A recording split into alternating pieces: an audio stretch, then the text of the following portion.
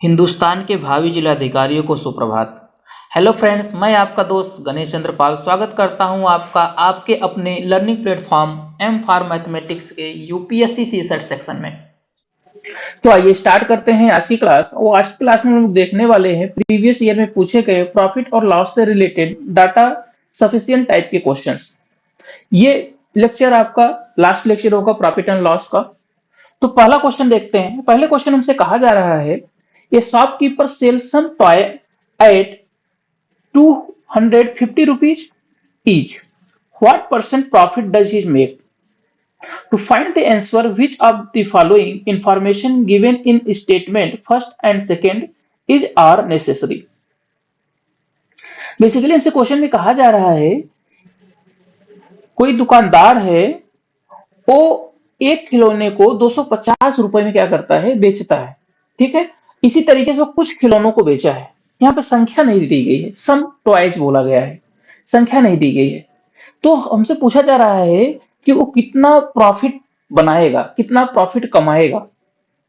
ठीक है, नीचे दो स्टेटमेंट दिए गए हैं, उन दो स्टेटमेंट में से आंसर देने के लिए कौन सा स्टेटमेंट सफिशियंट है, पहला, दूसरा या दोनों। ठीक है, इस तरीके से आपके स्टेटमेंट दो दिए गए हैं। तो ऑप्शन दिया गया है कि ओनली फर्स्ट इज नेसेसरी, मतलब केवल एक जरूरी है आंसर देने के लिए। दूसरा ऑप्शन दिया गया ओनली सेकेंड इज नेसेसरी, कि मतलब केवल दूसरे से आंसर निकल आएगा, प्रॉफिट उसका कितना कमाया वो कुछ खिलौने बेच करके। केवल सेकेंड स्टेटमेंट आप यूज करके आप आंसर पा सकते हैं। तीसरा दिया गया है कि both first and second necessary, first and second statement necessary. और ऑप्शन नंबर डी में कहा गया नाइदर फर्स्ट नॉर सेकेंड, मतलब नहीं पहला और नहीं दूसरा। ठीक है, यह नार होगा। ठीक, और इसके बाद ऑप्शन नंबर ई में कहा गया है नन ऑफ दिस। अब बेसिकली अभी तक तो हमने जो स्टेटमेंट है उसके विषय में तो बात ही नहीं की। तो पहला स्टेटमेंट ये है कि नंबर ऑफ टॉयज सोल्ड। यहां पे देखिए नंबर ऑफ टॉयज सोल्ड बोला जा रहा है, लेकिन नंबर कितनी संख्या, मतलब कि अगर हमें कितनी संख्या में नंबर, कितनी संख्याओं में वो खिलौने बेचे गए या कितनी इस बात का पता चल जाए कि कितनी खिलौने बेचे गए, कितने खिलौने बेचे गए, हम उसका प्रॉफिट निकाल सकते हैं। ठीक, और option number sorry statement number 2 में दिया गया है कास्ट प्राइस ऑफ ईच। अगर उसका कास्ट प्राइस पता चल जाए तो हम प्रॉफिट निकाल सकते हैं। तो आप ही बताइए कि अगर यहां पर सेलिंग प्राइस दिया गया है, ठीक है, ये 250 रुपए क्या था, सेलिंग प्राइस था। 250 रुपए को खिलौना वो बेच रहा था। और अगर 250 रुपए खिलौना बेच रहा है, अगर आपको मालूम नंबर पता चल जाए 10 खिलौना बेचा, तो टोटल उसने कितने 2500 रुपए के खिलौने बेचे। लेकिन 2500 रुपए के खिलौने बेच तो दिए, लेकिन उससे प्रॉफिट कैसे कितना हुआ पता कर पाएंगे आप जब तक कॉस्ट प्राइस ना पता हो। इसका मतलब अगर हमें उसका कास्ट प्राइस पता हो एक खिलौने का, ईच टॉय, एक खिलौने का अगर कास्ट प्राइस पता हो, हम उसका फायदा निकाल सकते हैं, प्रॉफिट निकाल सकते हैं। जैसे एग्जांपल तो मान लीजिए वो 200 रुपए खिलौने था और 250 में बेचा, मतलब एक खिलौने पे 50 रुपए का प्रॉफिट कमाया। देखिए स्टेटमेंट 2 आते ही ये क्लियर हो गया कि हमें कास्ट प्राइस अगर पता हो तो हम उसका प्रॉफिट बता सकते हैं। तो इस तरीके से केवल और केवल दूसरा स्टेटमेंट इस आंसर को देने के लिए सफिशियंट है। तो केवल दूसरा ओनली सेकंड इज नेसेसरी किस ऑप्शन में है, तो ऑप्शन नंबर किस में है, बी में। तो इस तरीके से हमारा ऑप्शन नंबर बी क्या हो जाएगा, करेक्ट हो जाएगा। आई होप क्वेश्चन समझ में आया होगा। डाटा इनसफिशिएंट का ये एक टाइप था, ऐसे ही अलग अलग टाइप से अलग अलग इंफॉर्मेशन के साथ क्वेश्चन पूछे जाते हैं। यहाँ तो आपको इसमें से चूज करना था, छोटा था। कुछ क्वेश्चन आगे देखेंगे वो अलग तरीके से पूछा जाता है। तो आइए नेक्स्ट क्वेश्चन देखते हैं।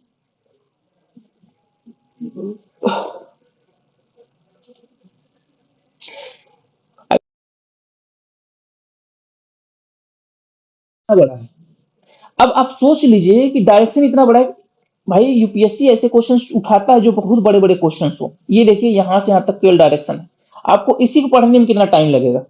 ठीक है, प्रीवियस ईयर में आपने देखा था कि एक एक पेज, डेढ़ डेढ़ पेज के एक एक क्वेश्चन हुआ करते थे। तो ये मत समझिए कि इस टाइप के क्वेश्चंस नहीं पूछे जाएंगे, जरूर पूछे जाएंगे।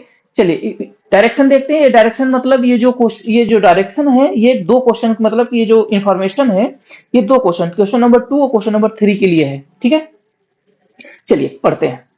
कहा गया है each of the question given below consist of a statements and or a questions, ठीक? And two statement numbered first and second given below it. Clear है? You have to decide whether data provided in the statements is are sufficient to answer the question. Read both the statement and and give answer A. Answer A. If the data is statement first alone are sufficient to answer the question, while the data in statement 2 alone are not sufficient to answer the question. अब basically बात ऊपर से पढ़ लेते हैं क्योंकि इतना लेंदी है क्वेश्चन, तो आगे पीछे का भूल जाएंगे। ठीक है, तो हमसे इस क्वेश्चन में कहा जा रहा है कि यहां पर कुछ क्वेश्चंस दिए गए हैं। ठीक है, उस क्वेश्चन के अकॉर्डिंग दो स्टेटमेंट दिए गए हैं जिनका नाम फर्स्ट स्टेटमेंट और सेकंड स्टेटमेंट रखा गया है। ठीक है, कुछ इस तरीके से उनका नाम है। तो आप डिसाइड करिए कि उस क्वेश्चन का आंसर देने के लिए इसमें से कितने स्टेटमेंट जरूरी है, कोई एक या दोनों जरूरी है।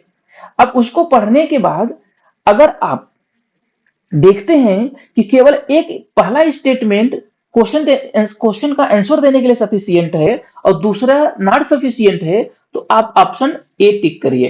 क्लियर है?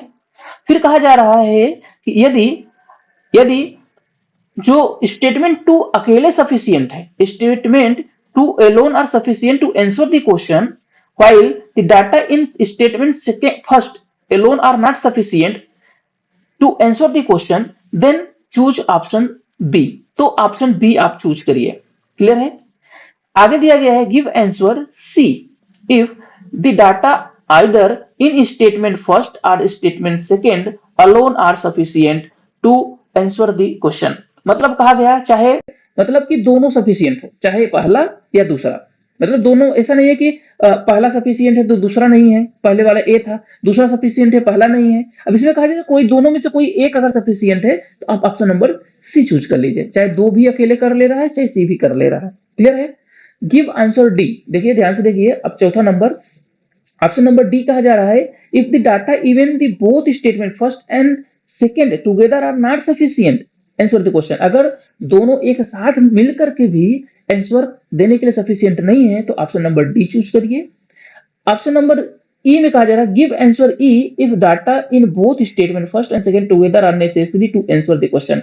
मतलब स्टेटमेंट अगर दोनों मिलकर के, पहला और दूसरा मिलकर के आंसर देने के लिए सफिशियंट है तो आप ऑप्शन नंबर ई चूज करिए। तो आई होप आपको ये स्टेटमेंट्स, इसके डायरेक्शंस और ऑप्शन की कैसे चूज करना ये बात समझ में आई होगी। क्लियर है? चलिए, नहीं आया तो एक बार वीडियो फिर से रिकॉल कर लीजिएगा, नहीं तो मैं लास्ट में फिर से एक बार फिर रिकॉल कराऊंगा, बताऊंगा जब आंसर आ जाएगा। क्लियर है?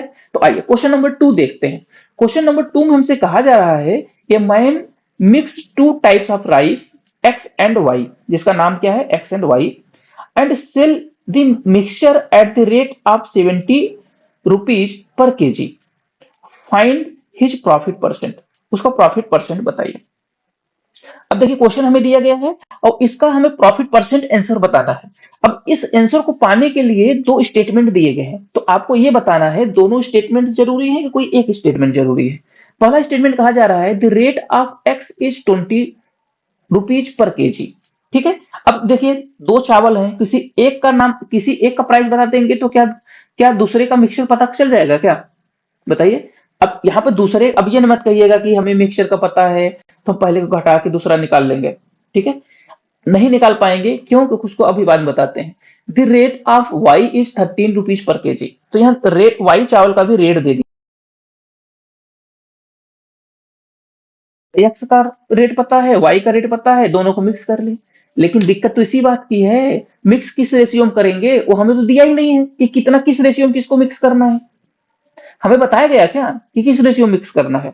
नहीं बताया गया ना।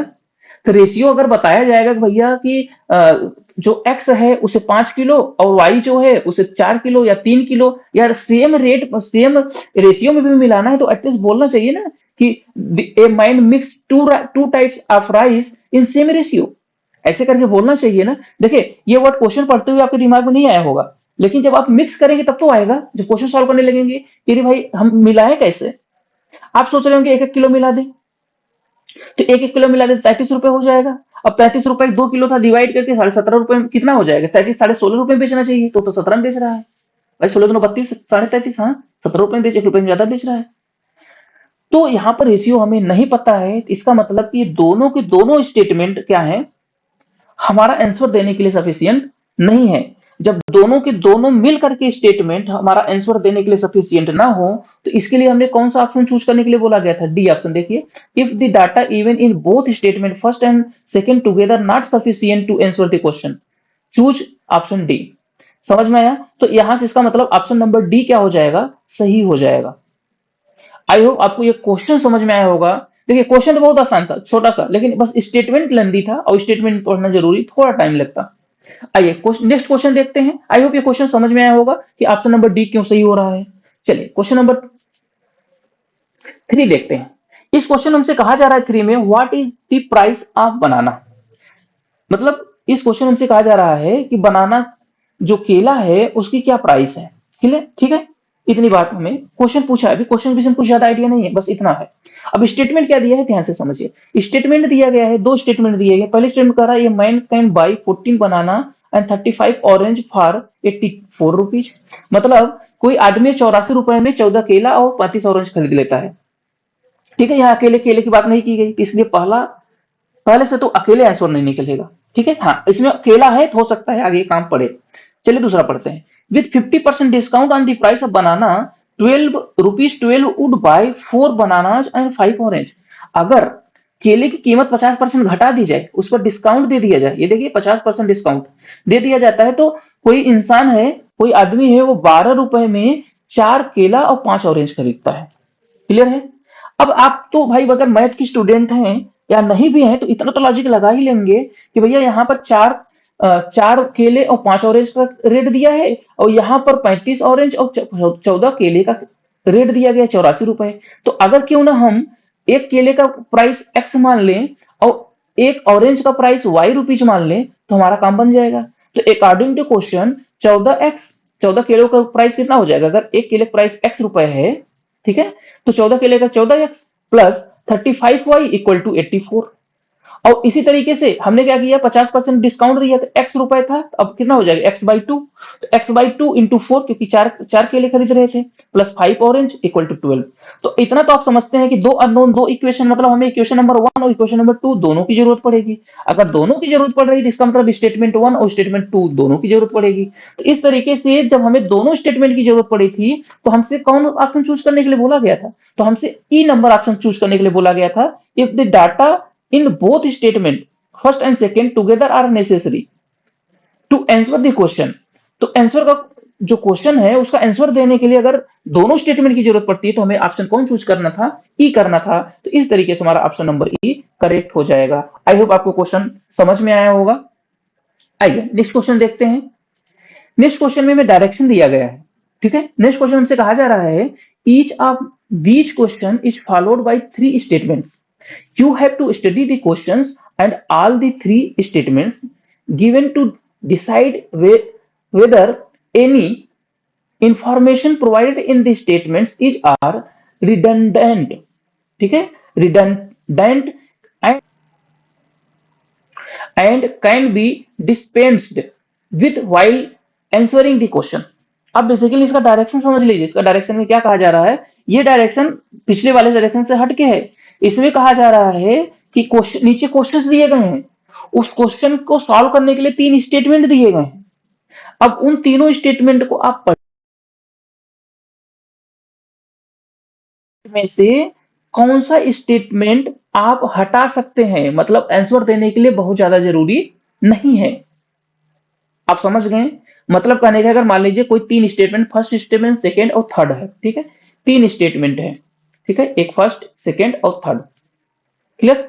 अब इन 3 स्टेटमेंट से मान लीजिए कि कोई आंसर आप कर रहे हैं, उसमें से पहला और दूसरा जरूरी है, पहला दूसरा ले लेते हैं आंसर आ जाता है, या आप दूसरा या तीसरा ले लेते हैं तो फिर भी आंसर आ जाता है। तो इसका मतलब क्या हुआ कि दूसरा जो आपका स्टेटमेंट है ये पक्का जरूरी है, वो देखे, आप चाहे इसे हटा दीजिए तब पर भी आंसर आ जाएगा दूसरे तीसरे से, या तीसरा हटा दीजिए तो पहले दूसरे से आ जाएगा। तो इसका मतलब है कि आप दूसरे को नहीं हटा सकते, बाकी फर्स्ट और सेकंड, पहला या दूसरे को आप हटा सकते हैं। तो जो जिसको हटा सकते हैं वो क्वेश्चन में पूछा गया है, वो हमारा आंसर होगा। आई होप आपको इसका डायरेक्शन समझ में आया होगा। आइए देखते हैं क्वेश्चन नंबर 4, इसमें क्या कहा जा रहा है। तो इस क्वेश्चन हमसे कहा जा रहा है what is the market price of the suitcase. एक सूटकेस है, उसका मार्केट प्राइस पूछा गया है। अब स्टेटमेंट फर्स्ट में क्या कहा गया है, when a discount of 50% is offered the profit earn is 10.5%।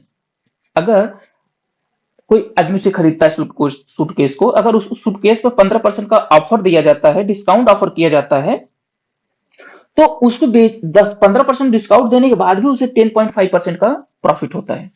दूसरे सेकंड ऑप्शन में कहा गया है कि because price of the suitcase is suitcase is 1500, मतलब सूटकेस की प्राइस दी गई है। शायद यहाँ थोड़ा सा मिस हुआ है कुछ रिटर्न में, लेकिन इसका जो सेकंड है, इसका मतलब है कि सूटकेस है उसका कास्ट प्राइस, ठीक है, ठीक है, कास्ट प्राइस कितना है, 1500 रुपए है, ठीक है, ये कास्ट प्राइस दिया गया है। तीसरे स्टेटमेंट में कहा जा रहा है the market price is 30% above the cost price. Cost, अब तीसरे स्टेटमेंट में कहा गया है कि जो मार्केट प्राइस है, ठीक है, of the market price of the suitcase is 30% above the cost price. अगर कास्ट प्राइस उसका मान लीजिए 100 रुपए है, तो उसका जो मार्केट प्राइस आपने उसको मार्क किया गया है वो 30% ज्यादा है, मतलब 130 रुपए है। आई होप क्वेश्चन समझ में आया होगा। ऑप्शन दिया गया है कि अगर केवल एक ही स्टेटमेंट सफिशियंट आंसर देने के लिए, आइदर वन और टू। सी में कहा गया any one of the three, मतलब इन तीनों में से कोई एक, ठीक है। ऑप्शन नंबर डी में कहा गया first second and third are required, मतलब तीनों रिक्वायर्ड है। और ऑप्शन नंबर ई में कहा गया नन ऑफ दिस, मतलब इसमें से कोई नहीं। क्लियर है। चलिए इसका सोल्यूशन देखते हैं। सोल्यूशन इसका है, ध्यान से देखिए। तो हम पहला स्टेटमेंट, अच्छा दूसरे स्टेटमेंट में हमें क्या कहा गया था कि इसका कास्ट प्राइस कितना है, 1500 रुपए, तो मैंने वो लिख लिया है कि 1500 रुपए का है। क्लियर है, कास्ट प्राइस हमें पता था। अच्छा, when a discount is offered 15%, ठीक है, डिस्काउंट 15% दिया जा रहा था, तो उससे प्रॉफिट कितना हो रहा था, प्रॉफिट 10.5% हो रहा था। अगर आपको कास्ट प्राइस पता है, प्रॉफिट परसेंट पता है, तो क्या आप सेलिंग प्राइस नहीं निकाल सकते, निकाल सकते हैं। तो आप सेलिंग प्राइस आराम से निकाल सकते हैं। तो देखिए प्रॉफिट, हमें देखिए प्रॉफिट परसेंट पता है, तो हम क्या करते हैं, यहां से सेलिंग प्राइस निकालने की कोशिश करते हैं, क्योंकि सेलिंग प्राइस निकालना बहुत जरूरी है मार्क प्राइस निकालने के लिए। क्लियर है, क्योंकि डिस्काउंट है। अब डिस्काउंट परसेंटेज इक्वल टू होता क्या है, डिस्काउंट परसेंटेज इक्वल टू होता है discount into 100 upon mark price. और डिस्काउंट इक्वल टू क्या होता है, mark price minus selling price. Clear है, अगर सेलिंग प्राइस मिल जाए हमें, तो हमारा मार्क प्राइस मिल जाएगा। क्लियर है, इसलिए हमें सेलिंग प्राइस निकालना पड़ेगा, और सेलिंग प्राइस आराम से आ जाएगा, क्योंकि हमारे पास क्या क्या पता है, हमें कास्ट प्राइस पता है और प्रॉफिट परसेंट पता है। तो मतलब स्टेटमेंट 2 और 1 हमें जरूरत पड़ेगी, मतलब दोनों मिल करके आंसर शायद दे दें, ऐसा मैं अभी तक सोच रहा हूं। ठीक है, तो आइए उससे ट्राई करते हैं। तो प्रॉफिट परसेंट इक्वल टू क्या था, selling price minus cost price into 100 upon cost price. तो प्रॉफिट कितना हो रहा था, 10.5। सेलिंग प्राइस, देखिए सेलिंग प्राइस, अब यहाँ पे इसकी वैल्यू यहां से रख दी गई है 85 मार्क प्राइस बाई 100, ठीक है, minus cost price into 100 upon cost price. Clear है, यहां से देखिए इसे सॉल्व किया गया, तो भैया क्या कितना, 85 mark price minus 100 cost price, और इसी को हमने इधर भेज दिया, देखिए कितना हो गया 10.5 कास्ट प्राइस। तो हम क्या करेंगे, इस वाले 100 सीपी को इधर लाएंगे तो कितना हो जाएगा 110.5 कास्ट प्राइस, ठीक है, 110.5, ठीक है, और यहाँ कितना है 85 मार्क प्राइस। तो हमें क्या चाहिए, मार्क प्राइस, कास्ट प्राइस तो हमें पता था 1500, हमने यहाँ पर रख दिया, ये देखिए 110.5 गुणे 1500, और यहाँ 85 मल्टीप्लाई था, डिवाइड कर दिया, इक्वल टू मार्क प्राइस। तो मार्क प्राइस कितना आ गया, 1950 रुपए। अब अगर मार्क प्राइस आ गया तो डिस्काउंट परसेंट, अब हमें पूछा क्या गया है, हमसे क्वेश्चन में क्या पूछा गया है, हमसे पूछा गया है कि what is mark price of the suicide case. तो मार्क प्राइस ही पूछा गया था, तो ये देखिए मार्क प्राइस आ तो गया, तो इसका मतलब फर्स्ट और सेकंड दोनों स्टेटमेंट मिल करके आंसर दे दे रहे हैं, मार्क प्राइस आ गया 1950।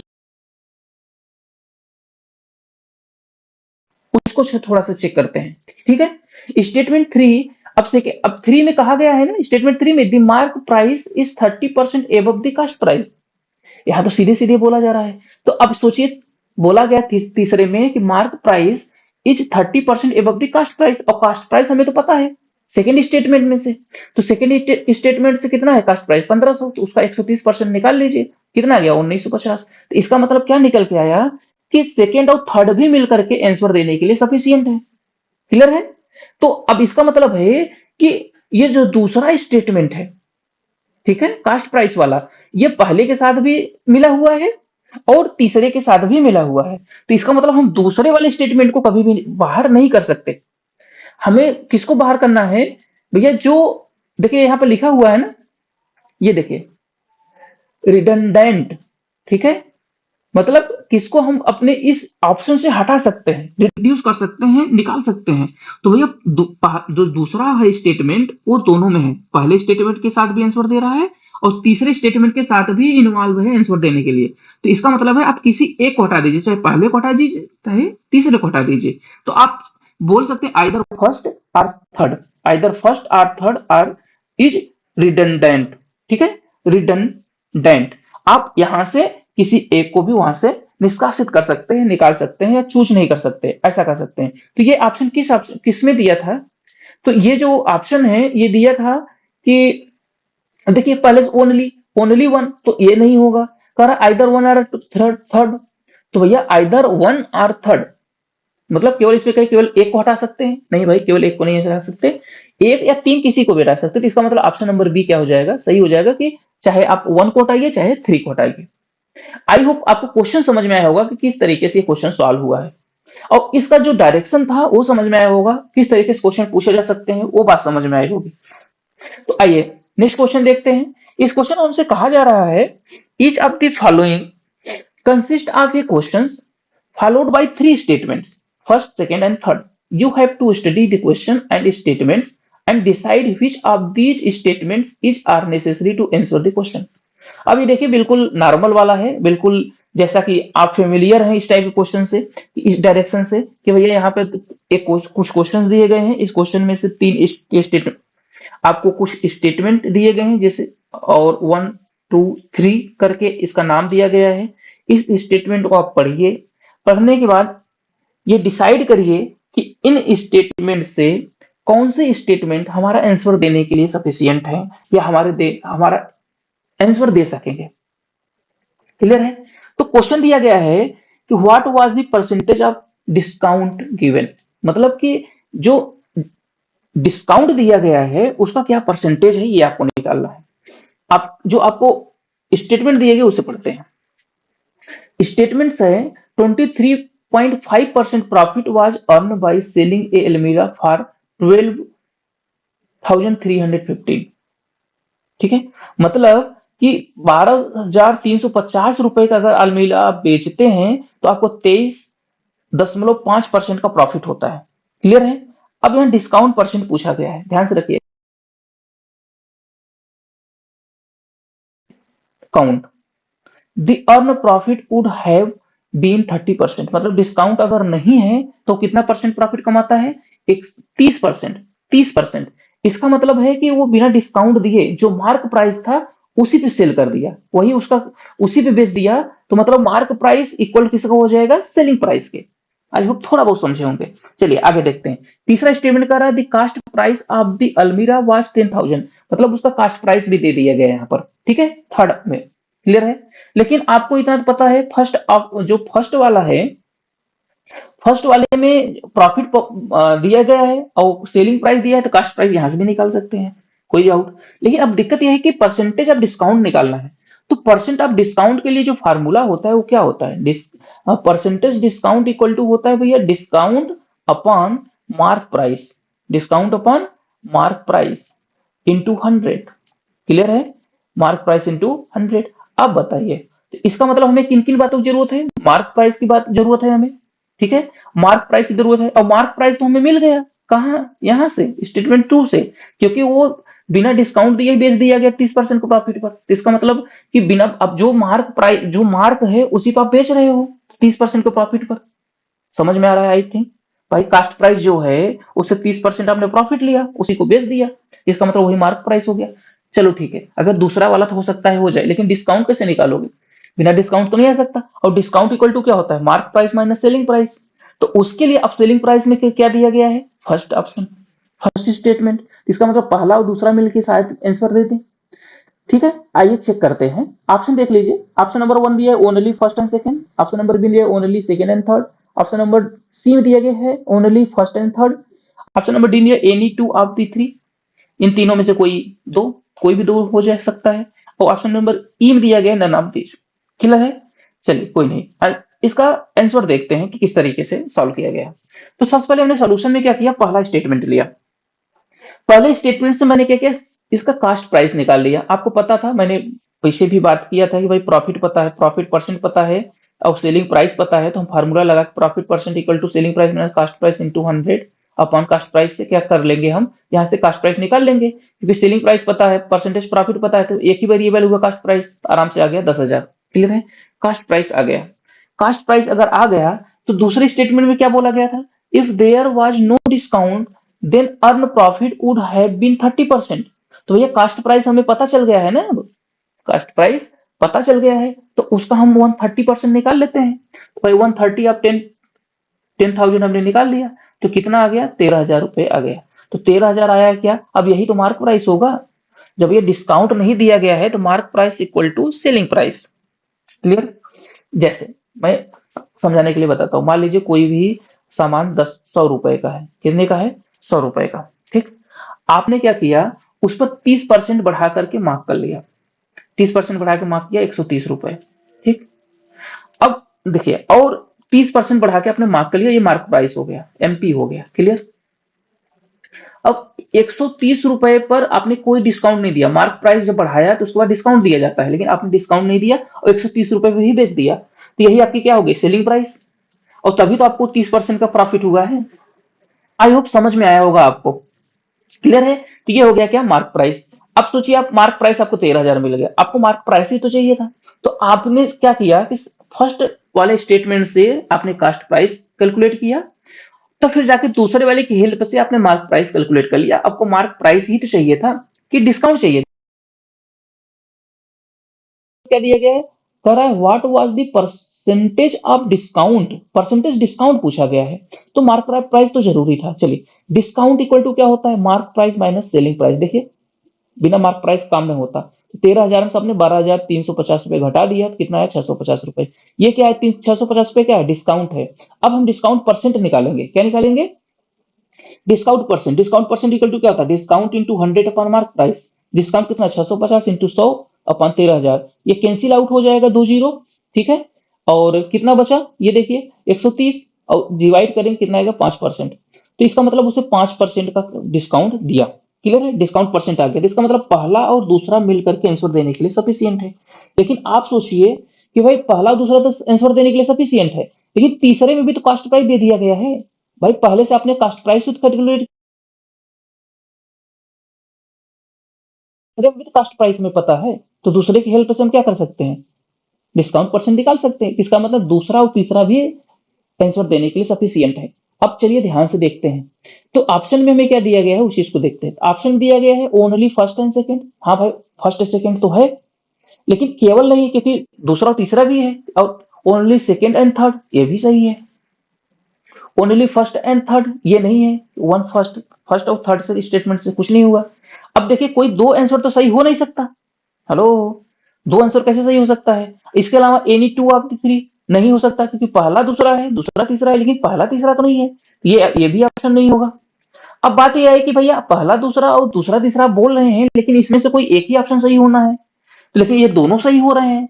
तो इस तरीके से ना पहला और दूसरा, यहां से एक भी ऑप्शन सही नहीं होगा। इसका मतलब कि आपका ऑप्शन नंबर ई सही होगा।